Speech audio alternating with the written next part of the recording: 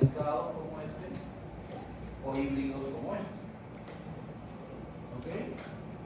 Pero básicamente en medicina nuclear lo que se hace es inyectar sustancias radioactivas o dar tierra de sustancias radioactivas, isótopos radioactivos. Y para eso nosotros tenemos que al menos cumplir ciertos principios de protección radiológica con el trabajador ocupacionalmente expuesto y con el público y con el paciente. Entonces, para eso nosotros tenemos que cumplir ciertas reglas, ¿no? No vamos a tocar la protección radiológica en pacientes o en hijos, para eso ya es medicina nuclear, ahí vamos a tocar, pero sí dentro del ambiente donde vamos a trabajar, que es el cuarto caliente. Otra cosa antes que me olvide, hoy día hay una sustentación de tesis a las 10 de la mañana que ya pueden asistir. Ya el otro año deberían estar sustentando su tesis para graduar. ¿Ok? Entonces, si desean, pueden asistir a esa presentación. Si se les viene todo, no se preocupen. Ya deberían de tener al menos su RD con su proyecto aprobado. ¿Sí? Listo. ¿Quién no tiene su proyecto? Levante la mano. ¿Quién no tiene proyecto con RD?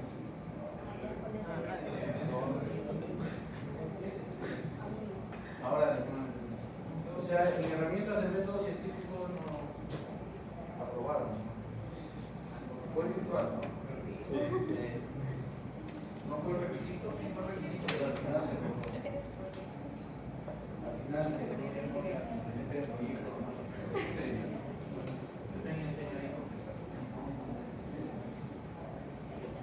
Entonces, nuestro ambiente va a ser ¿cuál? El cuarto caliente.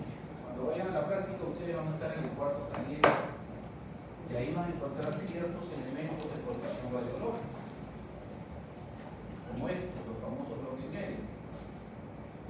Si se van a fijar, este bloque en L, todos dicen insumos radioactivos, ¿por qué no hay una campana de todo el plomo? No es necesario.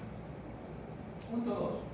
Este bloque en L tiene aproximadamente unos 5 centímetros de grosor de plomo, frente a este otro que es más grueso. ¿Por qué será la diferencia? ¿A qué se debe esa diferencia?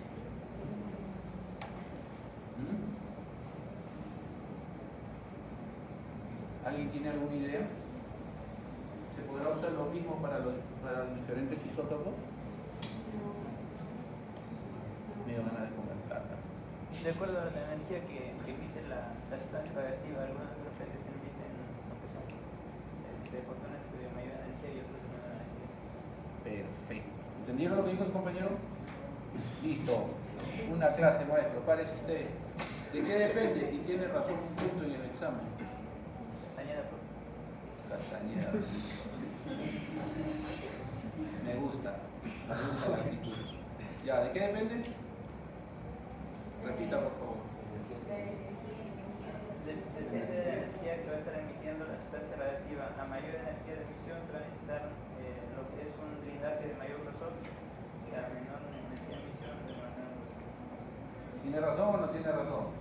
Por eso desde el primer día que le decía, hay que saber qué isótopos estamos usando, qué tipo de energía tiene, qué tipo de vida media tiene.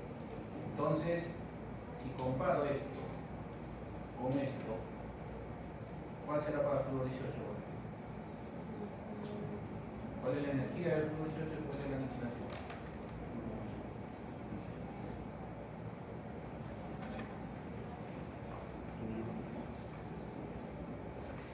Pues, 511 kiloelectronvoltios, ¿no es cierto? 1024 se divide en una aniquilación de 2 fotones gamma y 511. Tecnesio 99, ¿cuál es el pico de energía? 140. Entonces, el tecnesio puede tener este blindaje y el flúor este blindaje. Mayor blindaje, mayor energía, mayor blindaje. ¿Okay? Entonces, cuando yo utilice, vamos para la primera parte, esta cámara gamma, ¿qué tipo de blindaje podemos usar en el cuarto caliente? ¿El primero o el segundo? ¿Este o este? ¿Este? Cámara gamma. Para espejo. Lo que tengo acá es una cámara gamma espejo.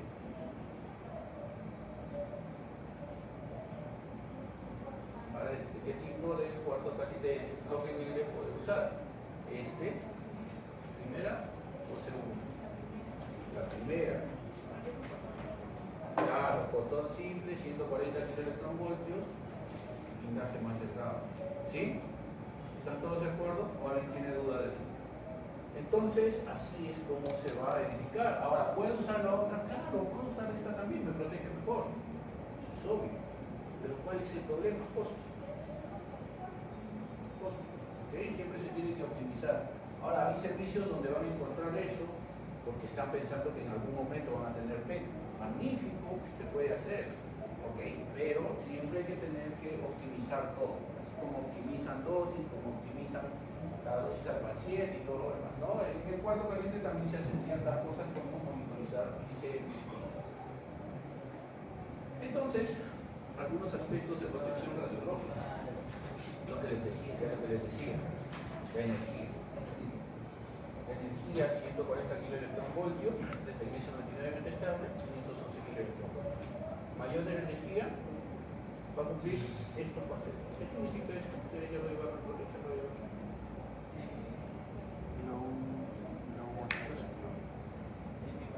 Capa hemireductora.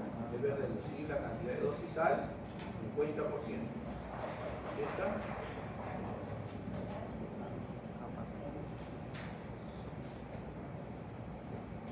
Décimo reductora.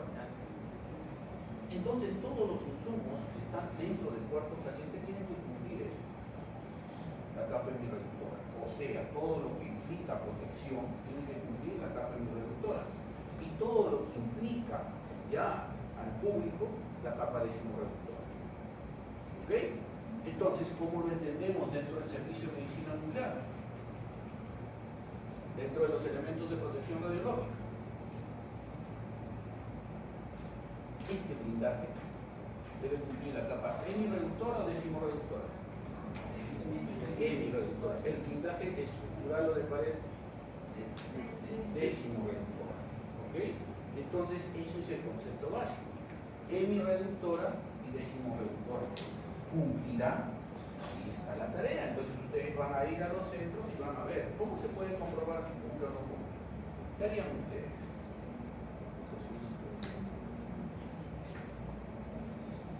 ¿Qué harían? ¿Ah? Ponen una fuente radiactiva fuera y digamos a 10 centímetros. ¿Qué coloco acá? Primero para medir cuánto es un Geiger-Müller, ¿no es cierto? Entonces me va a medir en microsievert hora. ¿Sí? ¿Cuánto está midiendo acá? Luego la misma fuente la coloco acá adentro. Calculo 10 centímetros hacia afuera, pongo mi Geiger-Müller y mido cuánto está. La cantidad, si esto mide 50 microsievert hora, esto debe medir 25 microsievert hora. ¿Sí? Hemireductora. Ahí está funcionando bien. La capa hemireductora, 50%. Si esto está acá adentro y mido en la pared posterior al cuarto caliente, ¿cuánto debería de medir? Si acá adentro, si acá afuera está midiendo 50. ¿Ah? 5. 5 detrás de pared. ¿Se cumple qué? La decimoreductora. ¿Ok? Entonces, hay blindajes portajeringas también. Esas portajeringas tienen que cumplir la capa hemireductora. Si no cumple, es imposible. ¿Ok? Entonces, esos son algunos ejemplos básicos para poder cumplir este precepto de hemireductor y decimoreductor, que aquí sí se tiene que cumplir, mientras que en algunos sitios, tipo rayos X, generalmente cumplen con capa decimoreductora para los ambientes, solo para el público. ¿Ok? Para un blindaje interno, el mandil de plomo, por ejemplo, ¿cumplirá decimoreductora o hemireductora?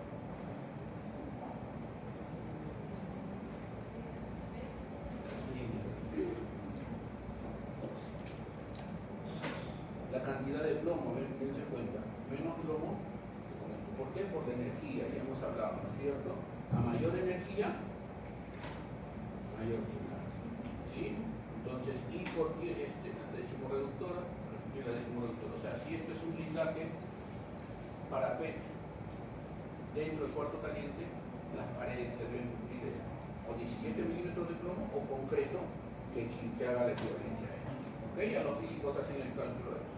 También hay un Excel para poder hacer alguno de eso. ¿Ok? Se puede hacerlo para. También se puede hacer como ya cuando se incorpora al paciente, porque vamos a tener pacientes incorporados. Entonces acá vamos a tener otro concepto importante que manejar. Fuentes abiertas y fuentes selladas. ¿Qué será una fuente abierta?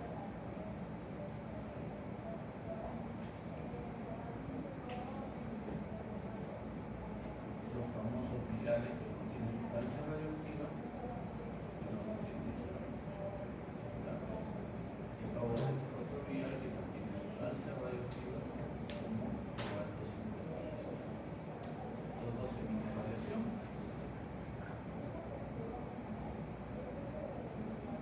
¿Cuál será la diferencia entre una fuente abierta y una fuente sellada? La fuente abierta es aquella que puede sacar de este contenedor. ¿Ok? En ese 99, si bien es cierto, viene un vial, se puede sacar en una jeringa para incorporar al paciente. Una vez que se incorpora al paciente también se considera una fuente abierta de radiación. ¿Ok? Porque es a veces un poco difícil de manejar. ¿Sí? Fuentes abiertas aquellas que se salen del contenedor. Profesor, pero esto ¿por qué no puede ser una fuente abierta? Porque esto, cobalto 57, que tiene una vida aproximadamente de 30 años, se utiliza para control de calidad o para calibración de equipos tipo activímetro. Esta viene suspendida en un gel y no sale del contenedor. ¿Okay? Hay unas fuentes de calibración también que no salen de este contenedor. A eso se le considera fuente sellada. No que esté cubierto con un plomo, no, sino que no pueda salir del contenedor donde viene. ¿Okay? Ustedes van a ver dos viales, uno suspendido en gel y el otro en líquido. El que sale del contenedor es considerado una fuente abierta. Entonces el paciente también ya incorporado con la sustancia radioactiva es una fuente abierta. ¿Okay? ¿Por qué? Porque se puede miccionar, puede botar por la saliva, por la respiración la sustancia radioactiva. La tasa de dosis de este paciente a 1 metro de 0,1 metro de distancia en microsiverograma va a ser 114 y la tasa de dosis a 1 metro va a ser 5. ¿Qué ley se está cumpliendo acá? ¿Qué principio de protección se está cumpliendo acá? ¿Sí? ¿O no? La diferencia entre 0,1 y 1 metro de distancia va a ser casi 20% menos, un poco más. ¿Ok? La ley es la distancia. Entonces, mírense acá, mayor cantidad de dosis por paciente. Entonces, un principio importante, fuera del blindaje que ya hemos visto, la capa de reductora, también está distante. Entonces, nosotros tenemos que cumplir con ese principio. ¿Okay? Eso no quiere decir que cuando veo a un paciente me voy a escapar. Ustedes tienen que darle seguridad al paciente. Tienen que darle seguridad al paciente. ¿Cómo se hace? ¿Qué hago? Tengo que conversar con el paciente. Sí, lo ideal antes de incorporarle cualquier sustancia. Señor, ¿tienen alguna duda? Llegan y se presentan. Soy el licenciado tal o la licenciada tal. Vamos a hacerle un procedimiento que consta en esto. A usted ya me ha pasado varias veces. Una vez me pasó. ¿A usted le han indicado cómo va a ser el procedimiento? No, nadie me ha indicado. Y los llaman para explicarle, para darle la cita. No, a mí nadie me ha indicado. Bueno, vamos a explicar. Comenzamos a explicar de manera rápida, se le va a dar una sustancia radioactiva. Y ahí viene otra pregunta, que me pasó también en la experiencia. La sustancia radioactiva como tal, no es que tenga algún color especial. Ustedes van a dar una sustancia radioactiva que viene en un vial y es incoloro y transparente. Es una de las características clásicas de la sustancia radioactiva. No verde o del color del efecto Cherenkov, azul radioactivo. Tú le das al paciente y el paciente dice, no he sentido nada, usted no me ha dado nada. O la otra vez me han dado una jeringa más grande, ahora me han dado menos. ¿Qué harían? ¿Cómo proceden ustedes para explicar al paciente que sí se le ha dado una sustancia radioactiva? ¿Qué harían ustedes?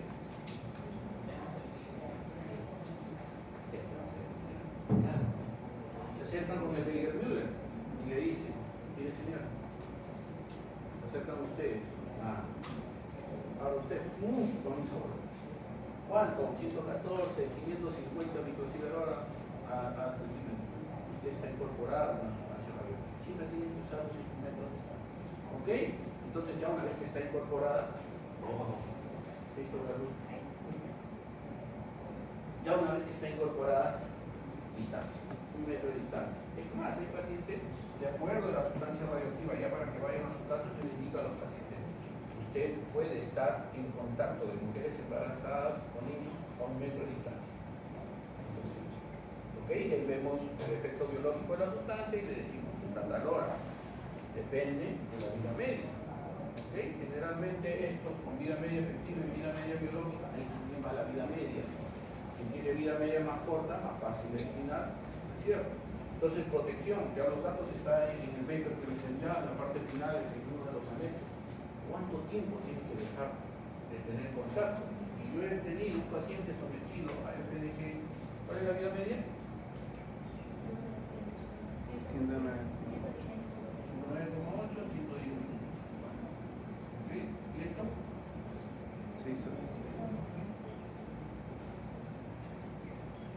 ¿Se ha sometido a una prueba con esta? Generalmente se dice que al día siguiente puede tener cualquier cosa. Porque ya veremos los anteriores. Esta el mismo día, 4 o 5 horas después, con la vida media. Porque una vez que se incorpora esto, se va a sumar a la vida media biológica, que va a afectar. Entonces, ahí tenemos una vida media efectiva. La vida media física más la vida media biológica. ¿Ok? La vida media efectiva. Entonces, este paciente se tiene que considerar. Algunas veces hay consideraciones de, por ejemplo, si le das yodo, deja de lactar, se está lactando totalmente. ¿Ok? Entonces, de acuerdo, ¿por qué? ¿Cuál es la vida media de yodo? 8 días. Entonces, tener una vida media larga hay que tener mucho cuidado. ¿Ok? Entonces, esas consideraciones para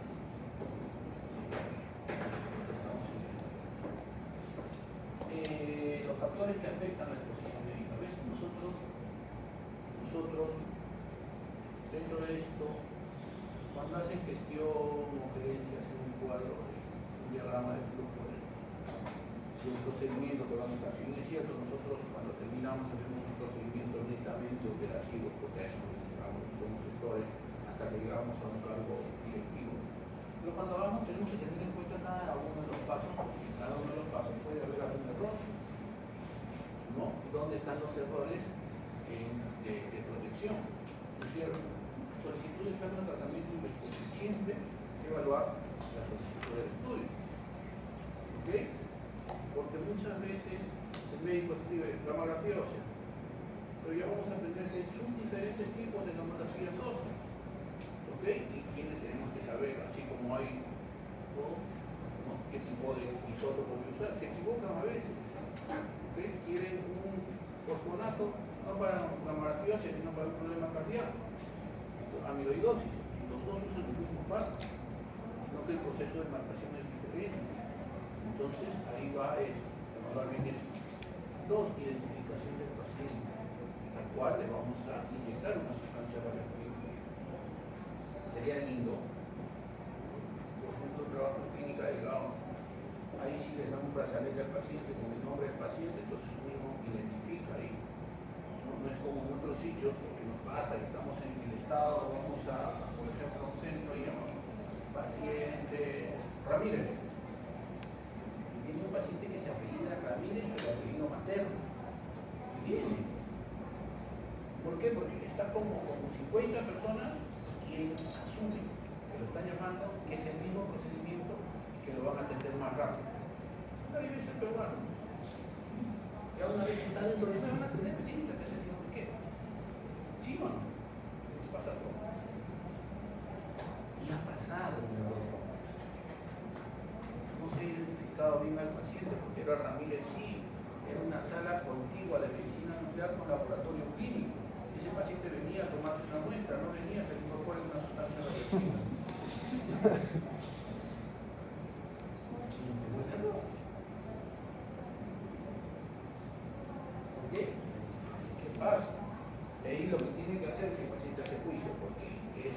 es verdadero, hizo un juicio, el tecnólogo, la pita se rompe por el lado más débil.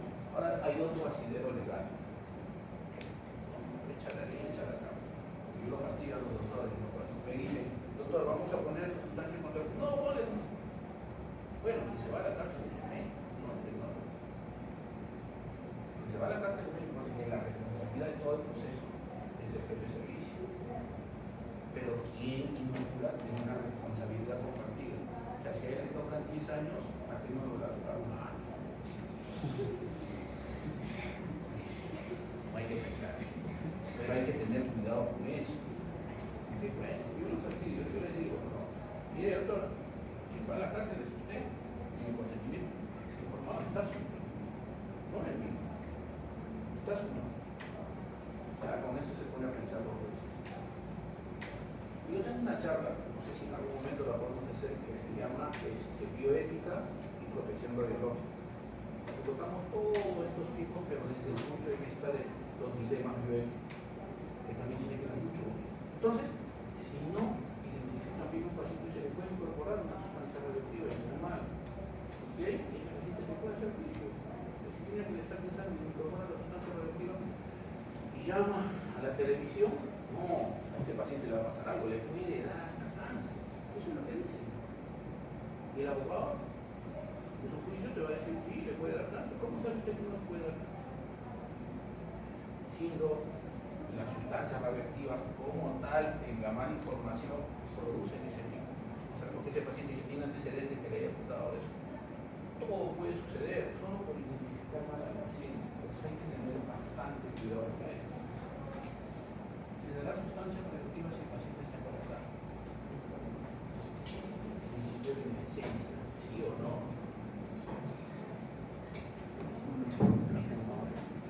Fuera de La sedación,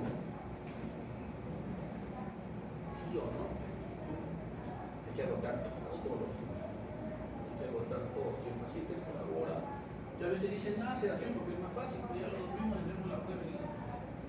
Pero puedes hacer un paso más que el paciente colabore y no lo sedas, ¿no? Entonces, en un hospital como que ya tenemos el día de sedación y todos vienen a sedación, ya todos pasan a sedación. En una clínica la sedación te cuesta $300, un paciente de provincia que está pagando su hotel, que está pagando su estudio, que le cuesta $500, que está pagando, y le vas a sumar más, no ya te duele el corazón. Si puedes obviar eso, hablas con el paciente, de acuerdo a la edad. Hay una charla importantísima sobre esto también, sobre niños, tocados con un poco de tintes de psicología, donde te dice que cierta edad puedes hablar con un niño y sobre nada. Basado en la psicología. De cierta edad ya no, ya tienes que cansarte. ¿Okay? Y de cierta edad, de los 10 arriba, ya tienes que informarle a ti. ¿Okay? No es que se hace el estudio y ya. Hay que conjugar todas esas cosas para hacer eso. Llegado a la administración de radiofármaco, proceso que se hace en el cuarto caliente, tenemos que tener cuidado con eso. Para eso estamos estudiando nosotros. Se prescribe un radiofármaco, pero siempre se hace juicio de eso. ¿Será el que necesita mi paciente para hacer el estudio? No, porque ustedes si no se cuestiona ese proceso de buena manera, ojo, no una cuestión negativa que no se hace todos los estudios diamétricos, será esta la indicación que le piden para ese estudio. Pero del 100% de estudios que me vienen, 5 o 6% generalmente cambian la prescripción. ¿Ok? El médico ya entrevistó al paciente, en nuestro servicio entrevista previamente al paciente, el médico entrevistó al paciente, ya viene el paciente, le preguntas y te dice, no, ya me he hecho esto, no, que yo tengo esta patología, no, que yo tengo un infarto, ya cambian los procedimientos. ¿Ok? Y ya para eso nosotros tenemos que saber el inserto, el fármaco para que está antes de prepararlo. Un fármaco puede llegar a costar, los fármacos PET llegan a costar $500 de dosis. Entonces PET aproximadamente $30 a $40 de dosis. Entonces lo inoculas y luego lo vas a inocular otra vez porque está mal. ¿Ok? Entonces ya vas, te comunicas al médico, la comunicación es importante, ¿no? restricción de la dosis siempre hay que ajustar de acuerdo al equipo. Bueno, han visto que el paper que les he enviado tienen dosis para cada tipo de paciente, estudio, ¿no es cierto? No necesariamente son las que se tienen que usar, pero son dosis preferenciales. Ahí me dice una mamografía ósea 16 mililitros. Yo tengo que hacer un protocolo que para mi equipo, por ejemplo, tengo que tener un rango 0,27, 0,25, un rango individualizado de acuerdo al peso del paciente. Ahí está mi trabajo como tecnólogo. No que me digan 30 todos y 30 todos no puede ser. O lo harían ustedes.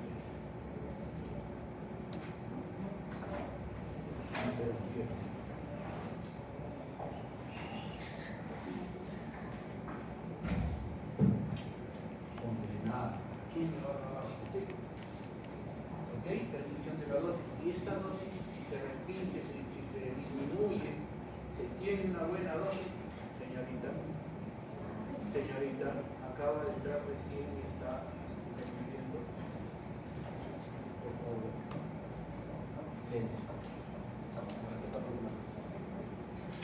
Si disminuimos la dosis, se comunica esa restricción. Para cada procedimiento, ustedes han hablado, ¿saben qué es esto? ¿Han llevado gestión? Plan operativo. ¿Ah? Plan operativo.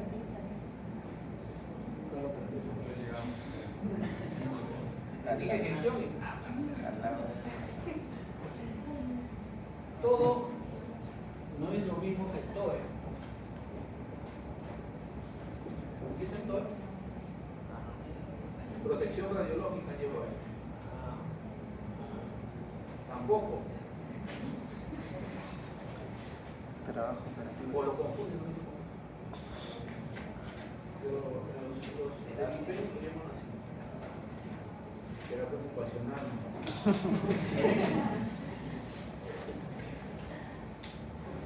El trabajador ocupacionalmente expuesto, aquel que está obligado a tener el dosímetro, sí, ¿no?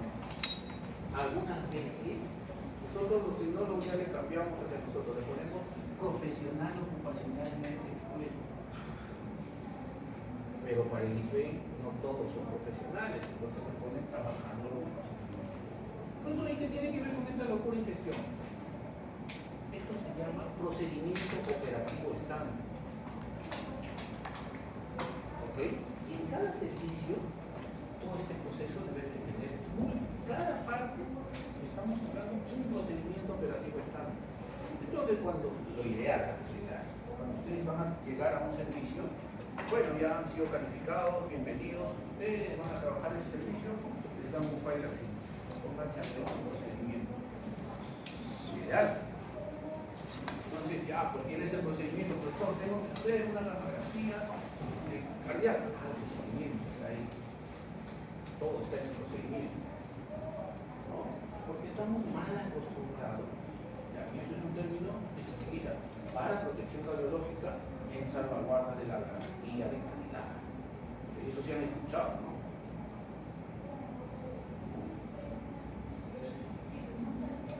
¿Sí? Entonces, yo tengo un procedimiento donde me dicen que la dosis es de 0,56 mililitros por kilogramo de peso corporal. Profesor, pero yo he entrado recién a trabajar y me he dado cuenta que bajándole a 0,4 mililitros aumenta un poquito el tiempo, pero las imágenes me salen con una buena, con un buen índice señal ruido. O sea, las imágenes tienen buena calidad, con calidad de imagen técnica y con buen índice de contraste. Entonces yo hago la observación que tengo y a los 6 meses, si esto está bien, este procedimiento tiene una versión aprobada por la gestión y aprobada por todos. Entonces este procedimiento se puede cambiar mejorando esto en base a calidad de imagen. Calidad de imagen técnica, como se evalúa así, o calidad de imagen clínica, ya que el médico evalúa y dice se ve tal órgano, así perfecto, sí va. ¿Ok?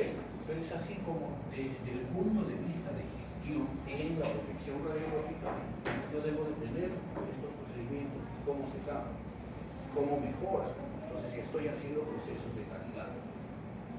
Ya en el examen y tratamiento, vamos a ver que necesitamos control de calidad periódico del equipo. El activímetro tendrá ese proceso. Tendrá que pasar por un control de calidad. Todos los equipos tienen que pasar por control de calidad. ¿Okay? Todos los equipos. Es más, en medicina nuclear se van a dar cuenta de algo. Hay un ítem para los equipos que se llama control de calidad diario. A veces es obligatorio, a veces rutina no lo hace. ¿Okay? Pero en PET, por ejemplo, es obligatorio generar un mapa de calidad por la cantidad de cristales que tienen. Un equipo tiene 23.000 a 30.000 cristales, detrás de estos cristales tienen tubos con los multiplicadores y tengo que calibrarlo. El activímetro. ¿Qué pasa si me mandan del IPEN 500 milicuris? Calibrado para las 8 de la mañana. Mido a las 8, esto es el que viene en la etiqueta, y me salen 470 milicuris. ¿Qué hago?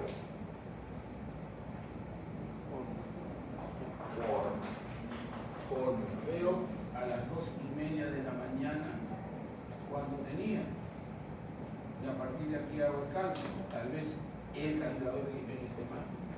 O tal vez mi calibrador esté mal. Si no cumple la fórmula teórica, actividad final, actividad inicial, por ella la manda por T, ¿sí? A eso escribo la fórmula. Entonces, si no cumple, ya me voy inmediatamente a control de calidad de mi activímetro. ¿El Eiger-Buehler pasará por control de calidad? Claro. Una fuente de patrón y un microcurí de cesio un poco alto y le hago control de calidad. Todo el equipo tiene que pasar por control de calidad. ¿Ok? Y luego el uso correcto del equipo y en el tratamiento, restricción de dosis acompañantes de lavadores. Ok, entonces, todo lo que se tiene que evitar desde el punto de vista de radioprotección es la exposición médica.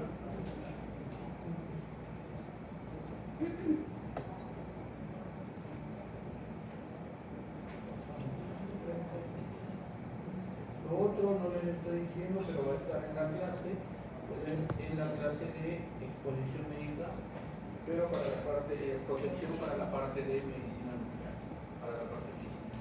Entonces vamos a ver con las instalaciones. ¿Okay? Yo tengo una instalación de acuerdo al isótopo que voy a usar. ¿Sí? Ya vimos, de acuerdo al isótopo que voy a usar. ¿Cómo se llamará este instrumento que veo acá? ¿Ah? No se ve tan bien, ¿no?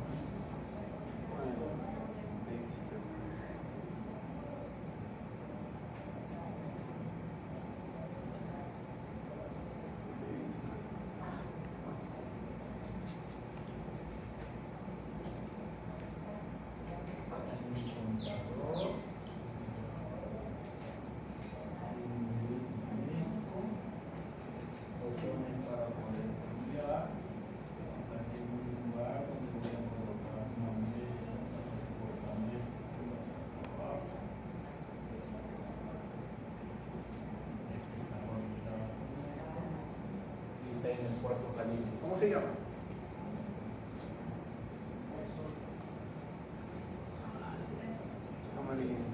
¿Ah?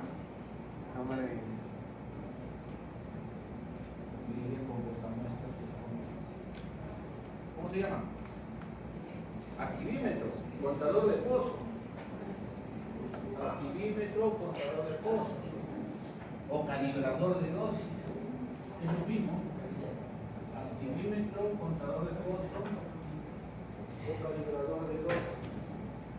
Y hemos visto que ella mirar también, un lugar donde voy a guardar las fuentes radioactivas, un lugar para desechos radioactivos y una zona para incorporación. Lo mínimo que tiene que tener uno. Esto que será otro activímetro, contador está aquí adentro y está desecho radioactivo. Cada activímetro con algunos sitios van a encontrar una zona para imprimir las etiquetas. ¿Okay? ¿Para qué? Para tener un paciente radioactivo. Hemos visto esto, ¿no? Hace rato vimos esto, incorporado con 400 megabacterios de flúor 18, a 0,1 metro, 0,8 en relación a la distancia inclusive cómo va bajando, desde 0,8 a 0,04. ¿Sí? Tenemos que conocer por protección radiológica el paciente por dónde elimina la sustancia radioactiva. ¿Okay? Para tener respectiva distancia. Saliva, cartilación, respiración y orina. Este fármaco se elimina principalmente el PDG por 18 por la orina. Entonces hay también una consideración importante dentro de los ambientes de protección. Un baño exclusivo para pacientes. Un baño exclusivo para pacientes. Y una condición especial para todos los pacientes. Coloquialmente hablando, hasta el más macho se baja los pantalones. Todos orinan sentados. Todos orinan sentados. ¿Por qué? Porque estás en un baño. Va el varón, moja la taza. Va la mujer, se sienta. Sale, puntos radioactivos por todos lados. ¿Qué pasa? O va el varón, 70 años, síndrome de zapato mojado. ¿Saben cuál es eso? La próstata, flotea, se orina, moja el pie, va a la otra paciente, pisa la orina, sale, pasan a la prueba, distribución de sustancia radioactiva en el pie. Entonces, por esa consideración, es el ideal que los pacientes van a tener un baño exclusivo para ellos, pero todos orinan sentados. Pero ¿cómo se monitorea eso? Geiger-Müller. Antes de pasar, puedes hacer un Geiger-Müller al zapato, vas a ver. Te vas a, o si no, pasas al equipo y te vas a dar cuenta, botas en el pantalón a un paciente. Si ya tienes un paciente con camografía, se que tienes en el pantalón, ya bueno, le retiras el pantalón, le retiras los zapatos. Todos los pacientes después de ese tienen que tener cuidado. Todos los pacientes después de ese, porque ya hay contaminación. Entonces pasas a la señora y empieza, le dices que tenga cuidado, que limpie, igual, no que vaya al baño, porque hay un riesgo de contaminación ya en el cuarto paciente. Entonces no solo es ver la distribución de los residuos, sino también eso. ¿Por qué? Porque sé que entonces los baños hay que tener mucho cuidado con eso. Cuando van ustedes, baño, ¡pum! Se van a querer meter al baño. Hay un baño exclusivo para pacientes. Ese paciente elimina la sustancia radioactiva por ahí. Entonces hay que tener mucho cuidado. Ese paciente nos ha pasado de todo. He hecho una prueba, yo veo el cabello bien encendido. Se le dieron así. ¿Qué ha pasado? Ha ido, orinado, o otro ha orinado, ha tocado el lavabo, ¿no? No se han lavado bien las manos, viene otro, toca, y la casa. Se moja el cabello, se pone una cámara, bien contaminado. Va el personal y toca, sale contaminado. ¿Okay? Entonces, y a veces, como dice su compañero, ¿cómo rastrearlo? Si él ya está irradiando de por sí en el equipo. El Geiger te va a decir si está irradiando. Pero en el equipo vas a ver, tú que no has incorporado una sustancia ya te vas a tocar. ¿Ok? Entonces hay que tener mucho cuidado con eso. Las zonas donde voy a tener posible contaminación. ¿No? Y ahí se habla de zonas calientes y zonas frías. Entonces ustedes van a tener la solidificación con el rojo y con el amarillo. Definitivamente el triángulo radioactivo. ¿Okay? Donde está en rojo lo vamos. Y ahí vamos con dos zonas. Controlada y supervisada. ¿Cuál irá para el rojo?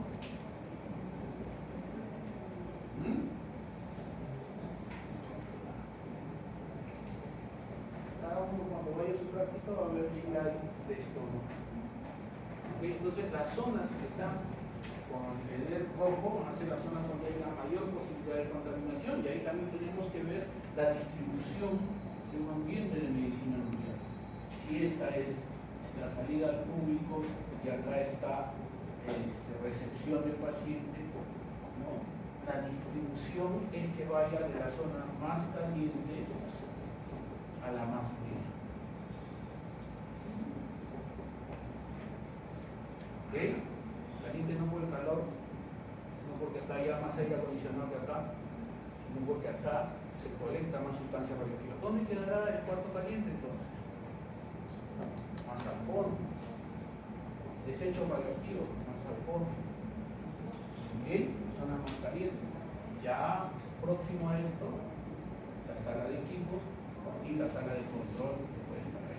Pero eso es básicamente el diseño de una construcción. Antes, lo que pasaba era que cuando tenías la licencia para pedir, porque dice que según la normativa que les he pasado necesitamos una licencia para comenzar.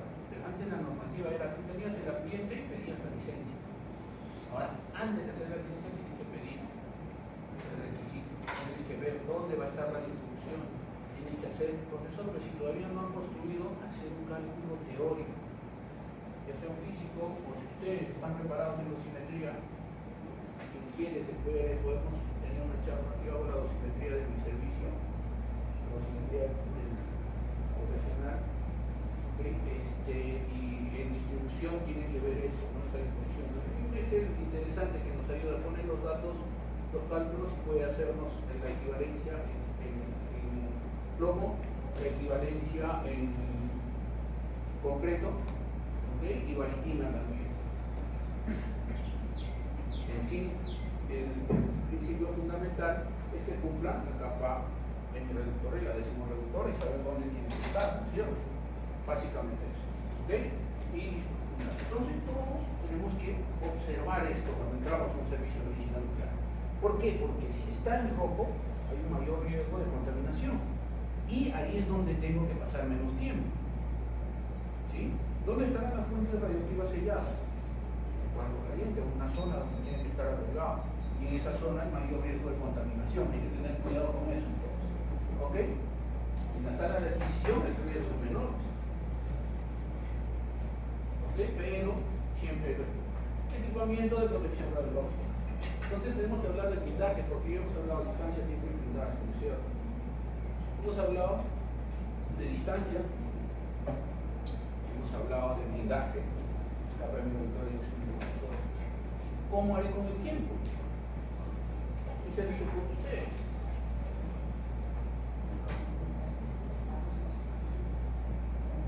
¿Cómo aplican el factor tiempo a la protección radiológica en medicina nuclear? En comunicación con el paciente. El problema radica cuando voy a hacer la preparación de la sustancia, cuando voy a recibir la sustancia.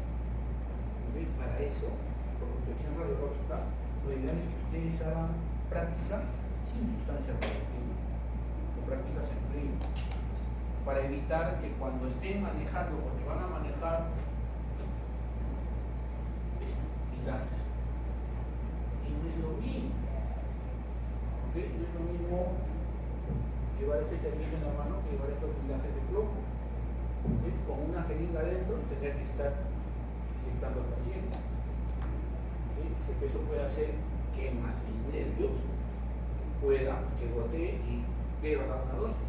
Como les decía, en flúor 18 las primeras dosis vienen en 0,05, 0,1 mililitros. Una gota ya puede costar $100 aproximadamente. Y la dosis viene exacta para el peso del paciente. ¿Qué hago? Entonces tengo que aprender a manejar bien los blindajes. Y ya hemos visto, ¿no? Los blindajes para jeringa, para Technetium 99. ¿Por qué ya no hablo de plomo?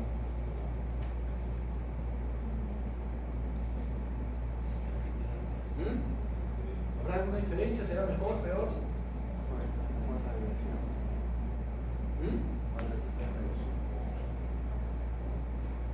Me va a proteger, pero si tengo plomo, aproximadamente van a ser casi el doble del dosor. ¿Ok? Más grueso. ¿El plomo es tóxico o no? Claro. Entonces el plomo tiene que estar aislado. Entonces se prefiere el gluteno porque es menos tóxico y porque es menos pesado. Tiene el mismo gluteno pero es menos pesado. Sí nos va a blindar, sí nos va a proteger. El problema es que son más costosos. ¿Okay? Entonces para proteger una jeringa, si utilizo 8 milímetros de gluteno, en el plomo pasan aproximadamente a ser el doble o hasta un poco más el tiempo. Para proteger igual, ¿eh? Para la reductora. Entonces se va a preferir gluteno. ¿Okay? Se va a preferir gluteno.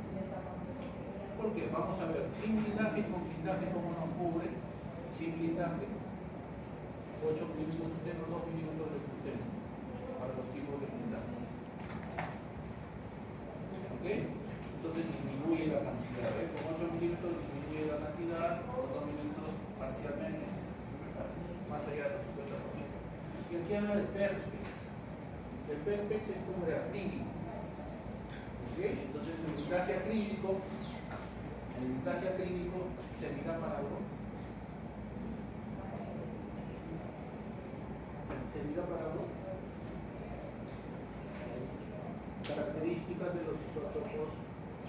Vamos a hablar de yodo 123. ¿Qué tipo de emisión tiene? Emisión energética.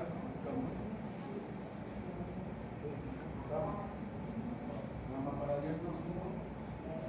Y beta para terapia. ¿Sí o no? ¿Estamos? ¿Beta negativo o positivo? El gamma hemos visto el gamma va a atravesar, entonces para la protección gamma yo necesito un seno, un plomo. ¿Sí? Para la beta, que es una partícula pesada, puedo usar el Perpex, el acrílico. Por ahí van a encontrar en algún momento que están usando protectores acrílicos con sustancias radioactivas. Entonces tiene que ser clásico en beta. Beta suficiente con acrílico para poder protegerlo. ¿Ok? Entonces tengo que conocer el lutecio tiene beta. No necesariamente voy a necesitar utilizar protector de plomo. Ya para eso, a pesar de su energía, 208 puedo usar solamente Perpex. Y a eso se refiere. ¿Ok? Entonces no todos los blindajes son plomo. Para el alfa necesitaría blindaje solo acrílico, porque no viaja, es una partícula pesada. ¿Okay? Pero igual, si estoy en contacto con un fuego molecular, tengo que utilizar protector. Entonces, los protectores van a depender del tipo de energía o del isótopo que estoy usando. Mucho cuidado con eso, ojo con eso. ¿Ok? Otro patrón importante, hablábamos de esto.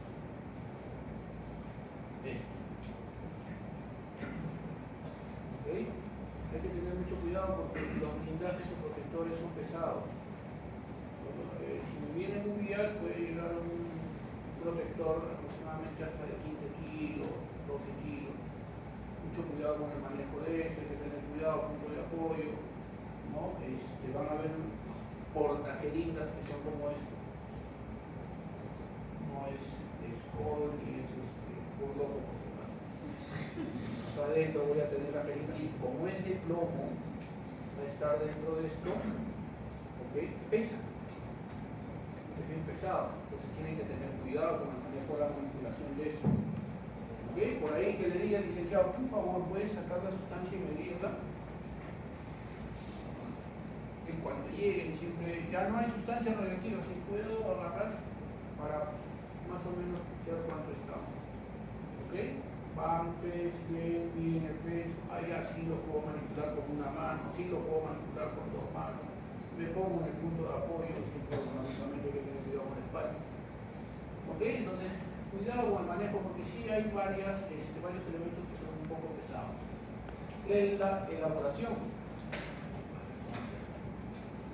El blindaje para el calibrador de dosis, el calibrador, el cortador de pozo, en algunos servicios están aquí adentro, como se mide acá, necesitan blindajes de plomo, anillos.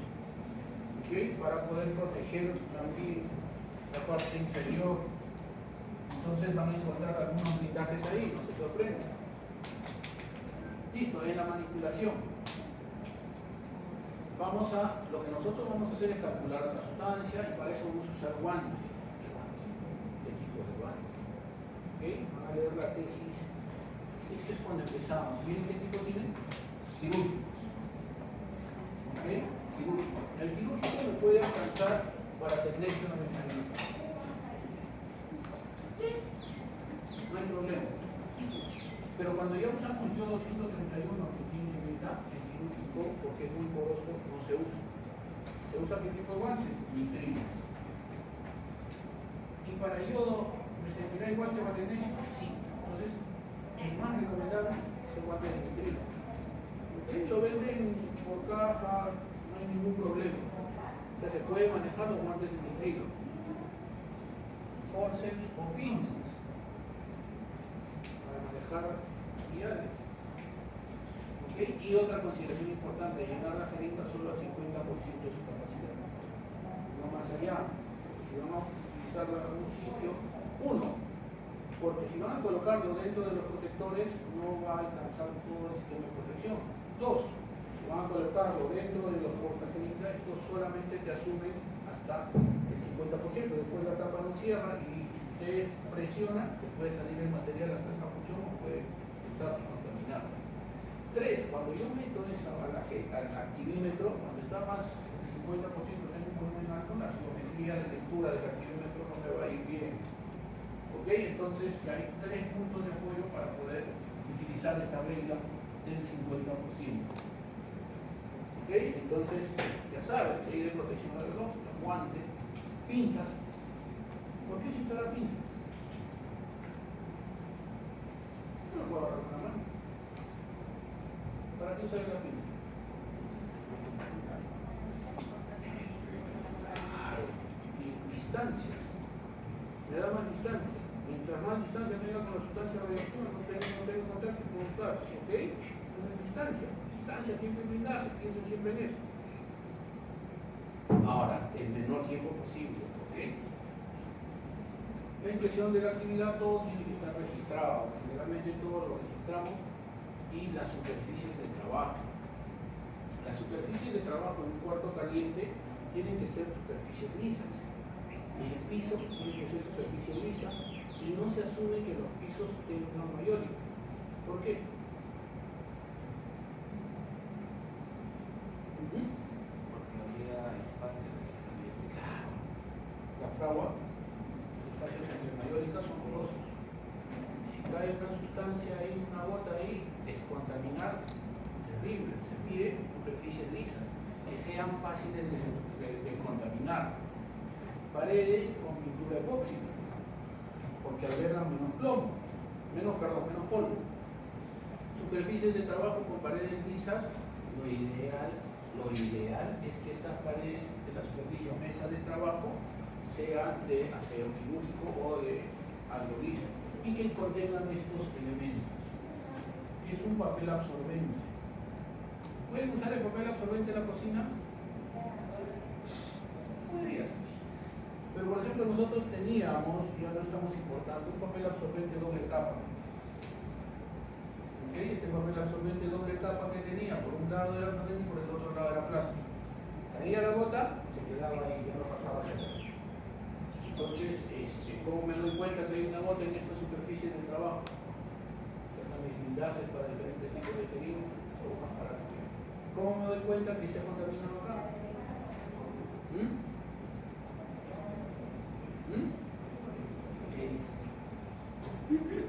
El Geiger Müller. Siempre mi Geiger está funcionando.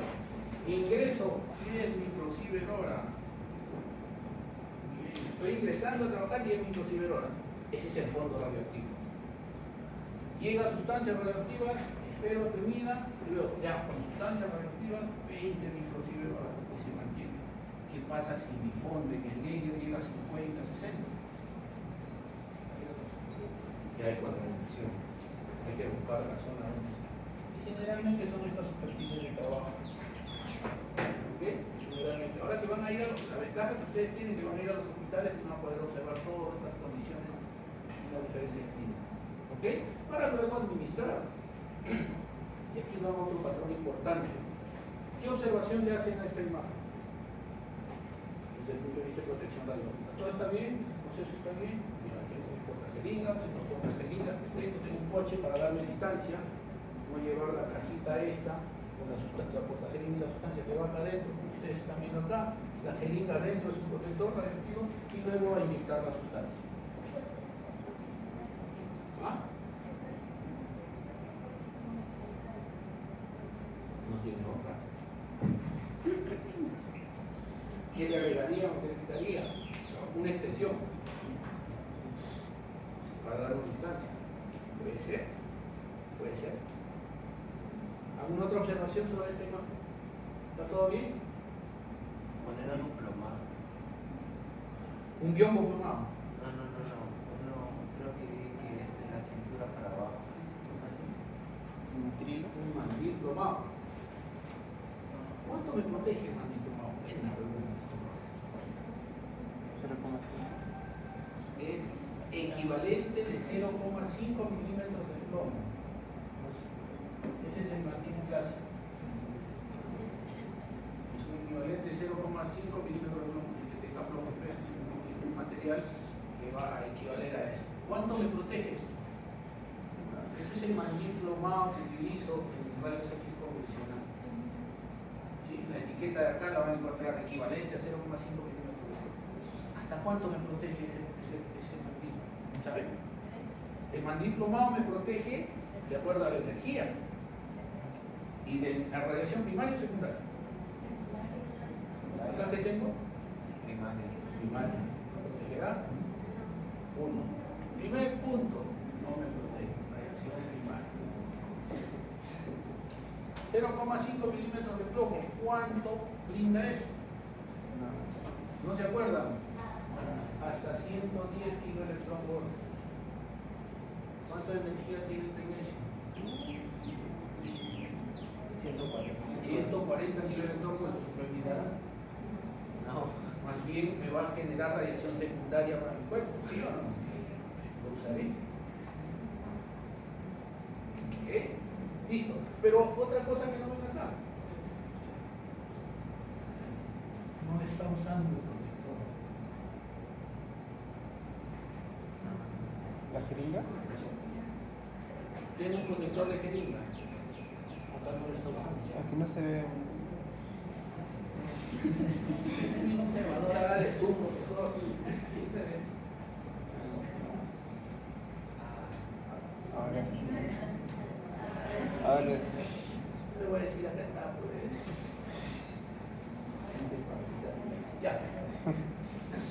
¿Por qué estará bien eso? Sí y no. Por cómo es. Y ahí va lo que decían ustedes. Cuando van a ingresar al servicio de medicina nuclear, por ahí que les digan, inyecten al paciente, lo primero que van a hacer es van a temblar. Lo segundo, ¿para dónde se cierra y para dónde se abre la llave? Cuando está alineado, está abierto. Pero cuando no está alineado, ya está cerrado. Y inyectan, esta es la sustancia repetir, inyectan por acá y la sustancia sale por acá para la otra que Tendría diga. que estar cerrado para el otro Tiene un lado. huequito. Esto tiene flechitas. Sí, sí, sí. Saber para dónde están las De hecho, la flechitas. vena, ya la vena. Pero para eso es ideal, porque no todas son iguales, algunas vienen así, algunas solamente vienen así. Sí, sí, obvio. Una blanca que viene solo así, un punto y una línea. Para dónde se abre y para dónde Ahí se dice cierra. O. Para acá dice O. Está bien, ¿y lo demás? Hay que tener cuidado. Lo primero que tienen que hacer, profesor, me puede prestar una llave y van y practican en frío. No van a llegar a la sustancia reactiva, practican en frío. 1. Yo tengo una pregunta. 2. Si alguien me va a acompañar, cuando yo hicimos una prueba y fue un aprendizaje que hice. La físico médico me decía, quiero que me enseñes cómo inyectas tú, porque tu dosis de radiación, en tu dosimetría, es 25% menos que tus compañeros, que hemos visto que están distribuidos de manera equivalente, todos hacen casi la misma cantidad de pacientes. ¿Cuál es la diferencia? Miren las cámaras, le digo, ahí están las cámaras. No, pero queremos ver. Yo me demoraba 5 segundos en inyectar. Mis compañeros 14, 15 segundos. Cuando ingresa un interno, 1 minuto. Y no está mal. Todos estamos aprendiendo. Pero cuando ingresa el interno, ingresa con el primer conocimiento, protección radiológica, y utiliza su portabilidad. Y el problema es que tú tienes la dosis acá, inyectas y el paciente te está irradiando. ¿Sí o no? Un porcentaje del paciente te inyecta, pero el otro te está irradiando. Cuando ingresa está bien, nadie dice que no. Es más, el interno con las pocas veces que iba, no llegaba a más de 1 milisievert, que es la dosis mínima como para un estudiante, o un público en general, perfecto, está perfecto, está dentro. Pero ya cuando tienes experiencia, puedes hacer esto en 3 segundos o 5 segundos, no usar. Pero va a eso, ¿cómo se hace la experiencia? Con la práctica. Este tipo de experiencia nos da esto, es el tiempo que vamos a tener. No solo el tiempo que vamos a conversar con el paciente, sino el tiempo que vamos a utilizar. Entonces, en algún momento, en una charla en el extranjero, me dijeron eso, profesor, pero ¿y el blindaje? Les conté la misma historia que les estoy contando a ustedes. Nos grabaron con la cámara y la dosimetría estaba 25% menos, porque el blindaje a veces nos produce, sí nos ayuda, ¿ok? Pero nos produce ¿qué? Un mayor tiempo para poder manejar, hablar y todo lo demás. Pero cuando comienzo, sí tengo que usar blindaje. No está de más, ustedes comiencen con eso y poco a poco van haciendo su práctica. No es que de primera intención, tiene un colega nuevo, a ver, Hernán es el que ya sabe, lo voy a seguir, ¡guau! Se mete para acá la distancia, todo es con práctica. Eso no es la experiencia teórica. La experiencia teórica es saber otras cosas. Eso se hace con la práctica. Entonces, ¿cuál es la enseñanza de esto? Para manejo de sustancias radioactivas, lo ideal es que hagan su práctica con sustancias no radioactivas, en frío. Que aprendan a sacar de un vial con una jeringa 0,03 mililitros, porque ya se han dado cuenta de la fórmula que hemos visto. Si yo tengo 150 mililitros en 3 mililitros y quiero marcar con 40 mililitros, ¿cuánto voy a tener? Entonces tengo que aprender en este volumen a sacar la sustancia dentro del castillo de plomo, detrás del visor plomado. No es lo mismo que mirarlo así, y no puedo mirarlo así. Tengo que protegerme, entonces tengo que aprender a trabajar dentro. Cuando tenga la sustancia, tengo que aprender cómo se maneja la llave, cómo puedo ir y manejar más que nada los blindajes. Entonces tengo que tener cuidado con eso. Tengo que practicar con eso. Para eso es la práctica. Practicar en frío, cuando vayan a su internado, magnífico. Todo lo van a tener a la mano. ¿Ok? Medios individuales de protección radiológica. ¿Será? Así trabaja el profesor de medicina nuclear. Así se trabaja en medicina. Guantes de nitrilo, depende, ojo, depende. Con lutecio, por ejemplo, tenemos que ponernos un guante de plástico y encima el guante de nitrilo, por la energía beta que tiene. Entonces hay que conocer el isótopo radioactivo, los elementos. ¿Okay? El mandil. Una vez encontré, puse una foto, subí a mis redes, sigan a mis redes. Una foto y les voy a pasar el video. Yo soy youtuber. Yo no veo que van a tener más, pueden hacer networking. Subí con mandil, me dijeron, ¿acaso eres médico para usar mandil? Y le respondería,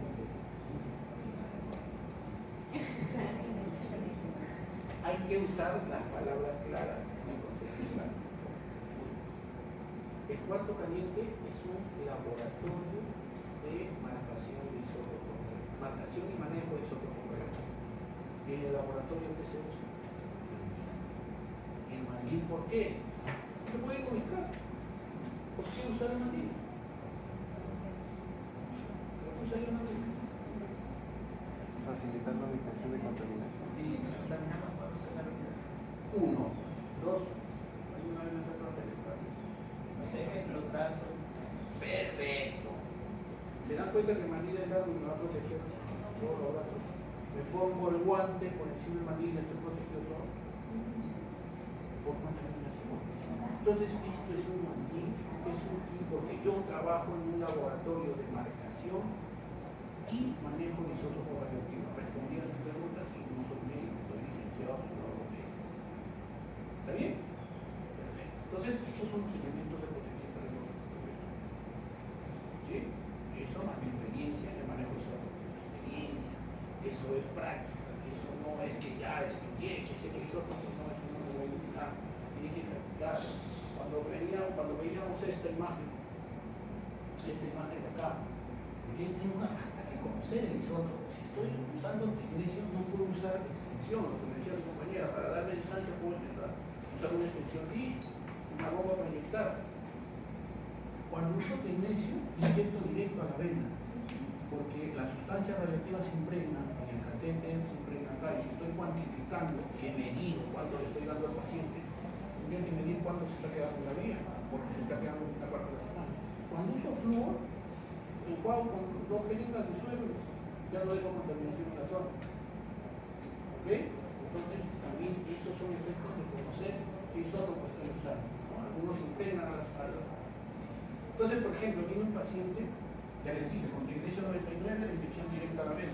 Viene un paciente para una mamografía ósea y me dice, señor, discúlpame, yo uso un catéter por, en mi todo me lo inyectan en un catéter por, ¿por qué no me encuentran vena? Ese paciente recibe quimioterapia. Y ya saben qué le pasa a las venas cuando reciben quimioterapia. De esos pacientes manejamos todos los días, 20 pacientes al día. Tenemos que inyectar. La práctica está también analizada. Hay ayudas. Me comprometo a traer un renoscopio. Nosotros tenemos un visor infrarrojo que se utiliza para eso. Un endoscopio todavía funciona. Algo que tengo es que yo protejo mis manos porque es mi herramienta de trabajo, igual de mis ojos. Entonces, si bien es cierto, voy a estar con guantes, pero para ir a palpar la vía, hay que practicar bastante. Hay un tiempo que me dediqué solo a hacer PET, en PET las enfermeras ponen la vía, nosotros inyectamos de frente, pero es magnífico, porque vuelvo al espejo a hacer la mamografía social así. Entonces, me quedo con la paciente, ¿qué hago? ¿Qué hago con la paciente? No le puedo inyectar la sustancia porque se queda impregnado en esta zona, en el catéter porno. ¿Qué hago entonces? Lo que tengo que hacer es buscar otra vía alternativa. Y es la vena de los pies, algunas veces de los dedos. ¿Okay? Entonces, para eso tenemos que estar preparados. ¿Okay? Porque las sustancias radioactivas se inyectan directo a la vena, casi todas, el flúor sí, no, el flúor no. Entonces, estos no son los elementos de protección. ¿Okay? Estos son los elementos de protección. Trabajando en un laboratorio provisional. Y vamos con la vigilancia radiológica. ¿Cómo se hace la vigilancia radiológica? Dosímetros. Pero ya hablamos de los dosímetros personales, ¿no? Los TSD, ¿no? Ahora les traje este dosímetro, es un dosímetro de niño. Pero yo estoy casado con la radiología. Sí, les voy a prestar porque este dosímetro de niño luego lo van a ver, es un dosímetro TLD que tiene el lector en esta zona, un lector redondito y la identificación está acá. ¿Okay? Se puede sacar el lector, pero no lo vamos a hacer. Y esto es un dosímetro de lectura indirecta o retardada, ¿no es cierto? Un TLD. Entonces nos sirve para ver, nosotros en medicina nuclear utilizamos eso, dosímetro de anillos o dosímetro de muñeca porque manipulamos las sustancias radioactivas con la mano. ¿Okay? Entonces el guante siempre tiene que ir sobre el dosímetro, ¿sí? Para no contaminarlo. ¿Okay? Entonces, estos son los dosímetros de peso, dosímetros de niño, algunos utilizan dosímetros de lectura directa, en algunos servicios con eso. ¿Para qué? Para eso. Lectura de los dosimetría. ¿Ok? Y tienen que saber cuál es la dosis anual en milisievert efectiva cristalina en piel, los límites. ¿Cuáles son?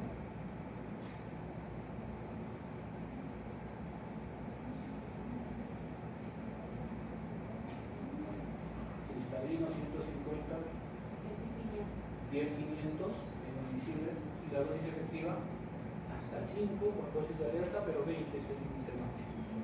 ¿Okay? Para ustedes como estudiantes, igual que la embarazada, igual que el público, un milisievert. ¿Okay? Listo, eso tienen que saberlo todos. Ya pasaron por mi clase, ya deberían de saberlo, ¿no? Entonces ustedes tienen que aprender a leer esto para que no lo sorprendan. ¿Okay? Y ir viendo su reporte. En medicina nuclear lo que hacemos es a veces se contaminan los dosímetros.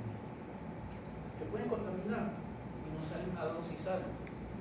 Entonces, si todo es reproducible, lo hemos visto con procedimiento operativo estándar, en nuestro servicio todo tendría que ser reproducible, ¿sí o no? Porque todos cumplimos los requisitos. Eso es bueno Antes pensábamos que era malo. ¿Por qué? Porque en todo servicio todos dicen, no, él es el más experimentado, pero todo servicio tiene que ser igual.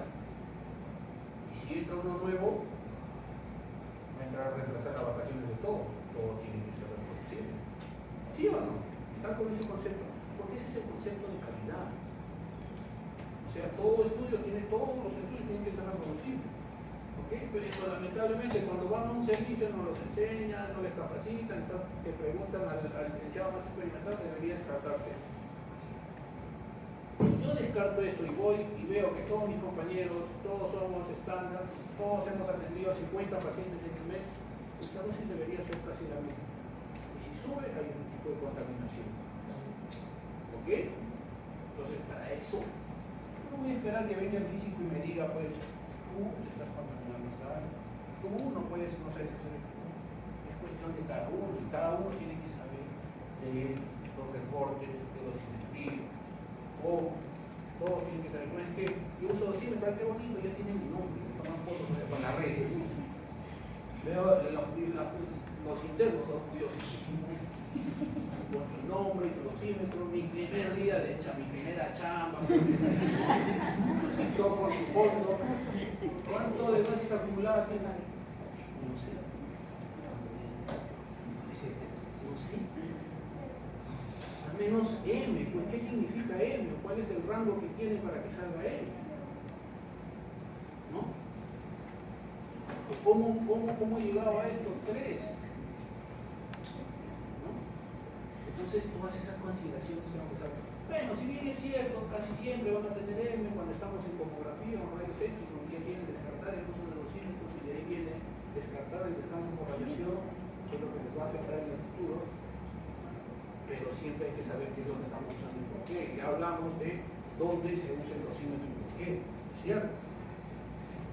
¿Dónde se usa el dosímetro? Ahora, este anillo lo puedo llevar en la derecha, en la izquierda. ¿Dónde lo llevo?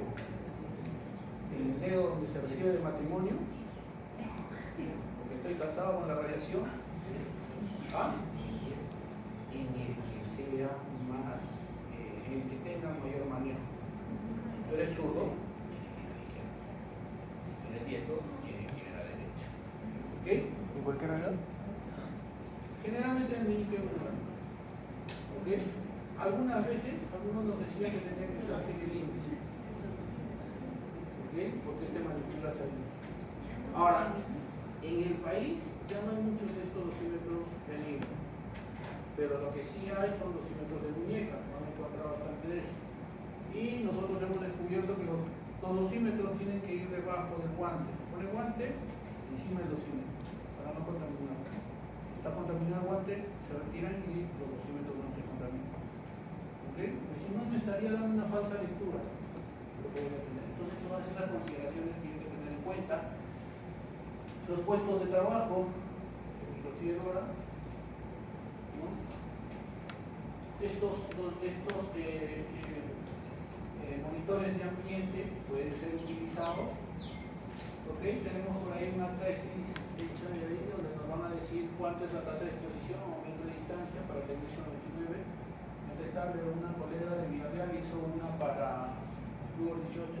Acá hallaron 10,3 más menos 3,1 microsievert hora para que el paciente después de 3 horas de haberse hecho la mamografía se pueda retirar en la calle. Por debajo de 15 a 20 microsievert hora a un metro de distancia es lo ideal. Pacientes incorporados con yodo también tiene esa tasa de dosis. Entonces, desde protección radiológica hay un sinnúmero de cosas que se pueden hacer desde el punto de vista de investigación. Los registros de comprobaciones se pueden hallar si tenemos una sala de terapia, ¿no? La sala de equipos, donde se mide. No más está con rubrica así. Ya se tiene evaluado cuáles son las zonas donde posiblemente haya contaminación, fondo, piso, camilla, tirador. Eso es en el caso del laboratorio. Ahora, van a haber servicios donde trabaja un solo tecnólogo y servicios donde trabajan dos tecnólogos. Ley vital, el que trabaja en cuarto caliente no cambia evaluado. Y generalmente no toca. ¿Qué cosa puede tocar? Los teléfonos que se pueden contaminar, los mouse que se pueden contaminar. Cuando trabaja un solo tecnólogo y está en cuarto caliente, inyecta y vuelve, el mouse se puede contaminar, los teclados se pueden contaminar, entonces esas zonas también se vigilan. No está de más, si ven un solo teclado, por favor, me puede prestar ustedes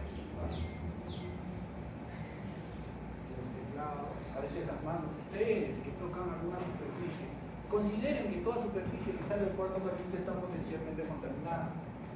Entonces ustedes tienen que tocarla con guantes. Salen del cuarto caliente, ahí le digo, yo solo tengo Danger Mueller a la cámara. A la persistencia. ¿Qué pasa si se contamina? Sale gritando. ¿Ah? ¿Han visto Monster Universe que van a traer los mosquitos amarillos? A que los lleven con una media en la espalda. ¿Qué van a hacer? ¿Qué harían? Entonces, ¿qué harían? ¿El agua? El agua es el agua corriente. No sale. Primero míranse. El agua tibia, no tan caliente. Una vez una interna se puso. Eso no sale. Ya me dio cuánto tiene. Primero mírense a una cierta distancia. Cuando dice y tiene que ver cuánto está midiendo 5 microsievert hora. Es bajísimo. Ya, pues ya va, casa la barra. El agua. Te mides una vez. Está midiendo 3. Así está bajando. Pero si sigue midiendo 5, no te está acabando bien. Hoy ya utilizamos otro elemento, jabón líquido, agua un poco tibia, pero no tan fuerte, no luego con un papel absorbente, pero no tan fuerte, porque a veces termina con el dedo así, todo de abuelito, y eso ya se forman mierdas. Puede producirse más, ¿no? ¿Ok? Entonces hay que tener cuidado. Simplemente agua corriente, limpieza, y hay líquidos descontaminantes en cada servicio. ¿Ok? Entonces, ¿dónde se va a realizar? ¿Dónde hay que medir? Áreas de inyección, la mesa de inyección, área de preparación de jeringa, baño de pacientes, ya hemos visto por qué, recepción, recipiente de desechos radioactivos, suelo en las áreas donde se utilizan fuentes abiertas, o sea, cuarto caliente. ¿Sí? Límites para contaminación, en área controlada y supervisada. 30 becquerelios, 3 y cuerpo 3. Son los límites de acuerdo a la clase 2. ¿Qué será esto? Esto es un kit de descontaminación radioactiva, un kit de emergencia. ¿Ok? No sé por qué existe, ya me preocupo. Preocuparía si no. Si hay un kit de emergencia. ¿Qué es lo que tiene? Guantes, solidificador, jabón líquido. Si se contamina esta zona, pongo como tape para evitar que alguien pise o toque la zona. Policía radioactiva. ¿Ok? Entonces, el contamino lo quito derecho. Universidad, 14 años en PHT, 24 años en medicina nuclear, nunca he usado. Nunca. ¿Pero por qué está? Porque es caliente. ¿Ok? No ha habido contaminación radioactiva en mi servicio, también no lo que yo he estado trabajando. Pero tengo que saber qué hacer. ¿Sí? Se van a contaminar, no se asusten. Se van a llevar, no va a estar la corriente. ¿Okay? Ya me pasó, ya con la experiencia que tengo de todo, pero siempre hay que seguir las normas y las reglas. Conocer la zona supervisada, conocer cuándo voy a usar guantes, conocer cuándo no. Conocer cómo me voy a retirar el guante. Practiquen eso. En retirarse el guante también se contamina. ¿Ok? Si no, en la próxima clase les traigo una cajita de guantes y practicamos. ¿Ya? Pero hasta retirarse el guante tiene su técnica. ¿Sí? Porque si haces, vamos a practicar, vayan a pensar. Porque si haces esto, contaminado. Con tinta prácticamente. Listo, conclusiones. ¿Se usa o no se usa? A flor de piel. A flor de piel. Entonces, una vez más, hemos usado cada elemento. ¿Sí? el tiempo les sugeriría que no se agoten con el tiempo, que lo van a aprender, que es con la práctica, no se desesperen. Los profesores tienen años de práctica, porque les van a tocar el mínimo de años de práctica que tienen son 8 años. Y van a encontrar a profesores hasta con 28 años de práctica en medicina nuclear, a sus 24, no sé. ¿Okay? Y no les hizo bien. Todavía puedo dar. Entonces, esos son los elementos que tienen que encontrar. ¿Ok? Ahora, lean el documento. Porque en el documento hay cosas lesivas como dice el operador. ¿Saben? El operador es como profesional. Sí. A mí me hierve la sangre. Ustedes también tienen bien para saber qué estrategia vamos a hacer. Pero yo igual estoy trabajando desde el colegio, todo lo que hacer y cómo trabajar. ¿Ok? Listo, muchachos. Placer.